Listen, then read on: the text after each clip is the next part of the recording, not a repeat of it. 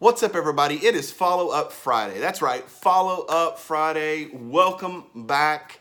I always enjoy this time that I have to bring you a word that is encouraging and a word that challenges you in this season of life.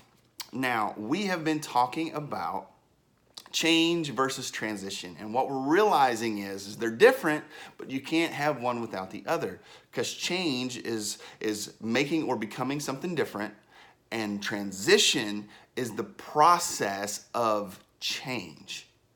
And what's happening, I believe, not only in our lives personally and the life of the church, we're seeing this transition because God is bringing forth change. And I think in our own personal lives, what normally happens is we want change. We want things to change around us. We want our situation to change. But then God begins the process of that change, and it brings us into this transition period that's uncomfortable. It's bringing up questions about ourselves. Maybe it's revealing impurities in our thoughts, in our attitudes, in our lives. And it's uncomfortable, and it's gross, and it's messy, and we don't want a part of it. All of a sudden, we want to go back to what it was before, because it was just easier. And so, but today is going to be a little different. In my personal devotion time with God this morning, God brought back to my remembrance the story that we find in Exodus chapter 3, where God is speaking to Moses to go to Egypt and free the Israelites from the Egyptians. And then in chapter 14, we see the Israelites stuck between the Egyptian army and the Red Sea. And I'm going somewhere with this.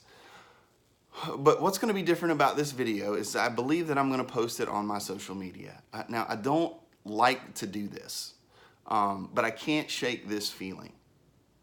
I can't fight this feeling anymore. I think, yeah, there's a good poet that said that, right?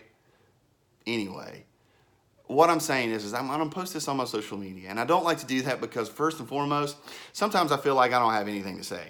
Second of all, it seems like self-promotion. And again, nothing against people who post videos. This is just a personal thing for me. But I feel like God wants me to do this simply because this. Not only are there you who serve Summit Church that need to hear this word, but I believe that there's someone out there, I'm not quite sure who, or maybe a couple people that need to hear this. And so, Exodus chapter 3, verse 7, we see God speaking to Moses about the Israelites. And the Lord told him, I have certainly seen the oppression of my people in Egypt. I have heard their cries of distress because of their harsh slave drivers. Yes, I am aware of their suffering, so I have come down to rescue them from the power of the Egyptians and lead them out of Egypt into their own fertile and spacious land. And so I want to point out, this is what I want to point out, because I believe there's something prophetic here that God wants somebody to understand who's on the other side of this video. God wants you to know this. I see you and I hear you. And I'm coming, all right? I see you, I hear you, and I'm coming. I am working something that you don't see, but I want to validate that I see you and I hear you. I don't know who that's for. I just feel like it's for somebody who's watching this video. But I see you and I hear you, and I'm doing something that you can't see on your behalf. And so God began to download this into me. And then he led me to chapter 14, where again we see the Israelite army standing on the shore in between the Egyptian army and the Red Sea. And I want to point something out, because this is something that I think God was revealing. As Pharaoh approached, the people of Israel looked up and panicked when they saw the Egyptians overtaking them. They cried out to the Lord, and they said to Moses, why did you bring us out here to die in the wilderness? Weren't there enough graves in Egypt? What have you done to us? Why did you make us leave Egypt? Didn't we tell you this would happen while we were still in Egypt? We said, leave us alone. Let us be slaves to the Egyptians. It's better to be slaves in Egypt than a corpse in the wilderness. As I begin to read that, I really sense God wanting me to speak to a spirit of an orphan spirit. And for those of you who don't know what an orphan spirit is, it's a spirit that happens when there is a separation. There's a separation that takes place, say, from a father. And when a child experiences that separation from his family, there's this spirit of, it's an abandonment. And what happens is a lot of times out of that orphan spirit, we find insecurities. We find this need to strive to gain approval. We feel like it's very performance-based, and also we feel like we're not worthy. We're not valued, and so we overcompensate in areas of our lives. And so I really just felt God speak to me that there's somebody out there that is dealing with an orphan spirit. You're in the middle of a transition. There's change happening in your life, and you're in the middle of transition, and you're feeling the pressure. And you don't feel like God sees you, and you don't feel like he hears you, and you don't feel like he's working anything on your behalf because you don't see it.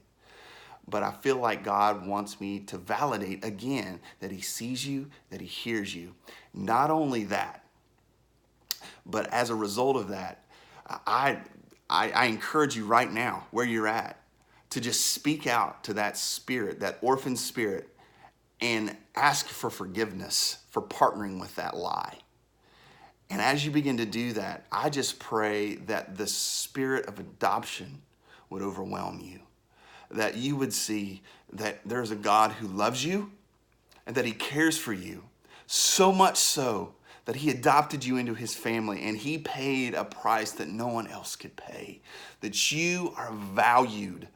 Do not give up in this transition. Do not give up in this process, and do not allow the enemy to overtake you with an orphan spirit. Do not allow him to overtake you with insecurities and fear, because there is a God who loves you. There is a God who has accepted you. There is a God who is working things on your behalf that only he can do. So just trust him and allow that spirit of adoption to wash over you, and know that you are valued and that God sees you and he hears you and he is working something for you.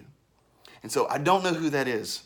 I don't know who that's for today, but I pray that whoever it is for, that you would take some time alone and just begin to renounce and ask for forgiveness for partnering with that spirit, that orphan spirit, that has allowed you to forget or feel the value that God has placed on your life, because God sees you and he hears you and he is doing something that you just can't see. He's working. So trust him and know that you have been adopted into his family.